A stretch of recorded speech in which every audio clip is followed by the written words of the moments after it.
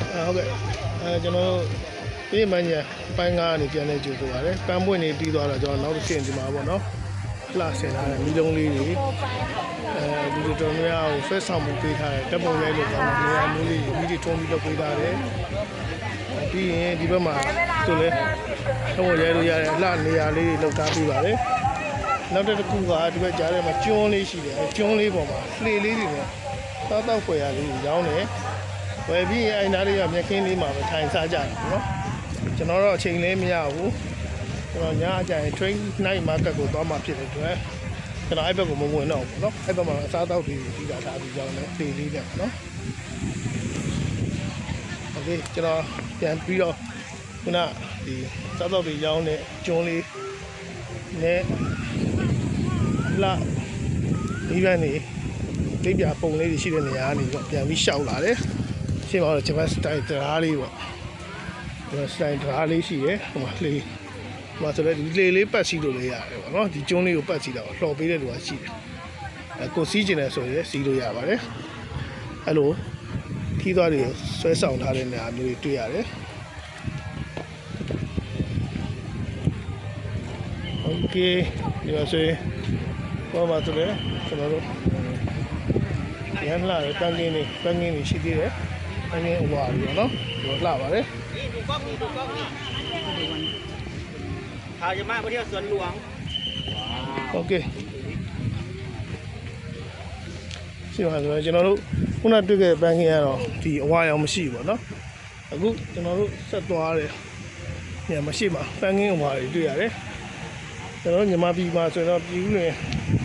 ပန်းပွဲတော်ပြန်ပြီးတော့ဒီရတာပေါ့နော်ဒီမှာကတော့ဘန်ကောက်မှာတော့စွမ်းလောင်လို့ခေါ်တယ်သူတို့ကနာမည်ကဒါပေမဲ့ကျွန်တော်ရှိမှာတော့တပင်းမှန်းကြီးရပါတော့စွမ်းလောင်ပင်းမှန်းကြီးလို့နာမည်ကြီးတယ်ဒီမှာတော့ပင်းမှန်းကြီးလို့ခေါ်ပါတယ်โอเค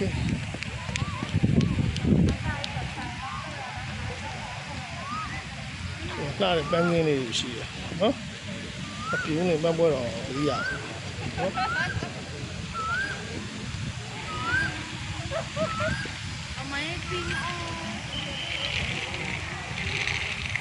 ဒီလမ်းလေးဆိုတော့ကြည့်ဒါလမ်းလျှောက်လို့ရတယ်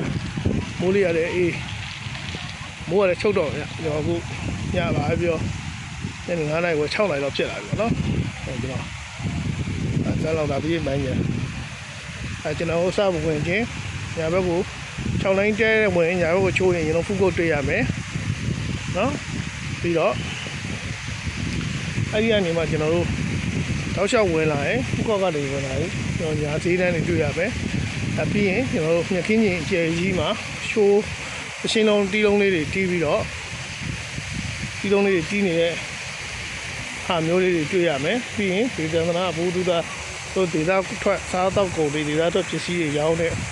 ဝတ်စားရောင်းတဲ့ဟာတွေတွေ့ရမယ်ပြီးရင်ကျွန်တော်ပန်းကင်းတွေတွေ့ရမယ်နော်ပန်းကင်းတွေတွေ့ရမယ်ပန်းကင်းတွေပြီးသွားတယ်နော်ကျွန်တော်ထပ်ပြီးတော့ကျွန်တော်အလှဆင်လာတဲ့မီးနဲ့အလှဆင်လာတဲ့နေရာတွေတပုံရိုက်လို့ကောင်းတဲ့နေရာတွေရှိတယ်ပေါ့နော်ရှိတယ်အဲ့ဒါပြီးသွားရင်တော့ကျွန်တော်ဒီလိုပန်းအဝါတွေတံမောင်ဘက်ဒီဘက်မှာပေါင်းနေမှာစိုက်ထားတာပေါ့နော်အပန်းဝါကင်းနေရှိကင်းနေအဲ့ဒါမျိုးတွေတွေ့ရမှာပေါ့နော်ကျွန်တော်အဆင့်5လောက်ရှိအဆင့်နဲ့သတ်မှတ်မယ်ဆိုရင်တော့ပိုင်ဗီဒီယိုပိုင်း5ပိုင်းလောက်ရှိပြီပေါ့နော်ကျွန်တော်ဗီဒီယိုလေးကိုရှေ့မရိုက်ရတဲ့အကြောင်းကလည်းကျွန်တော်တို့ YouTube မှာတင်တဲ့ခါကျတော့လည်းခက်ခဲဖြစ်မှာဆိုလို့ပေါ့နော်ရမ်းရှည်တဲ့ဟာကျတော့လူတွေလည်းညီးလို့တောင်းမှာဆိုတာလို့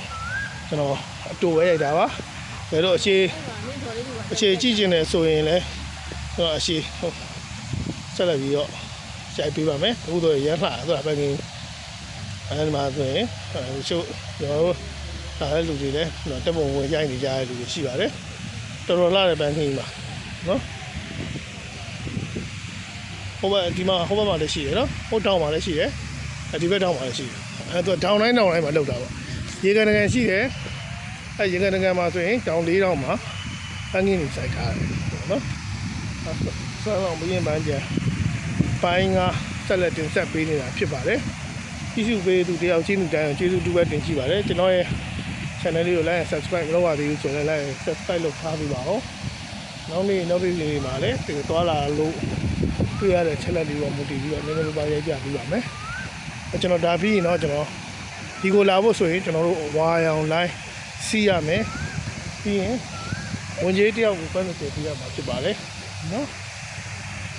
โอเคကျွန်တော်ညဘက်ကျရင်တော့ train နိုင်မှာကောက်ကိုမားကတ်ကိုကျွန်တော်သွားပါမယ်ကျွန်တော်တို့ဗီဒုတ်တွေရောင်းတာပေါ့နော်ဒါပေမဲ့ဗီဒုတ်တွေဆိုရင်တော်တော်ကောင်းတဲ့ဗီဒုတ်တွေလို့သတင်းရတယ်ပေါ့အဲ့ဒီတော့သွားမယ်အဲ့ဒီမှာကျွန်တော်ဒီနေ့ကောင်းရင်ဆက်လက်ပြီးတော့ live ကိုလုပ်ပေးပါမယ်အခုကျွန်တော်စွမ်းလောင်းပြင်ပန်းညာကတော့ဒီမှာတွေပဲ